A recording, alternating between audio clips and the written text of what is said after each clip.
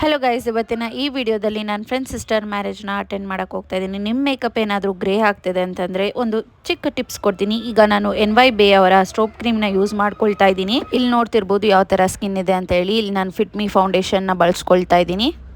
In the shade 128. ಇದು ಪೋರ್ಸ್ನೆಲ್ಲ ನೀಟಾಗಿ cover ಮಾಡುತ್ತೆ ಆ್ಯಂಡ್ ಈವನ್ ಆಗಿ ಸ್ಪ್ರೆಡ್ ಆಗುತ್ತೆ ನಮ್ಮ ಸ್ಕಿನ್ ಮೇಲೆ. ಇಲ್ಲಿ ನಾನು ಸ್ವಿಸ್ ಬ್ಯೂಟಿಯವರ ಐ ಶ್ಯಾಡೋ ಪ್ಯಾಲೆಟ್ನ ಬಳಸ್ಕೊಳ್ತಾ ಇದ್ದೀನಿ. Next comes sugar pop eyeliner. ಇದು ಮ್ಯಾಟ್ ಫಿನಿಶಿಂಗ್ ಆಗಿರುತ್ತೆ, ತುಂಬಾ ಚೆನ್ನಾಗಿದೆ, ನಂಗೆ ಸಿಕ್ಕಾಪಟ್ಟೆ ಇಷ್ಟ ಆಯಿತು. ನೆಕ್ಸ್ಟ್ ನಾನಿಲ್ಲಿ NYBe ಅವರ ಲಿಕ್ವಿಡ್ ಲಿಪ್ಸ್ಟಿಕ್ನ ಹಾಕ್ಕೊಳ್ತಾ ಇದ್ದೀನಿ ಆ್ಯಂಡ್ ಬ್ಲಷ್ ಆಗಿ ಕೂಡ ಇದನ್ನೇ ಅಪ್ಲೈ ಮಾಡ್ಕೊಳ್ತಾ ಇದ್ದೀನಿ.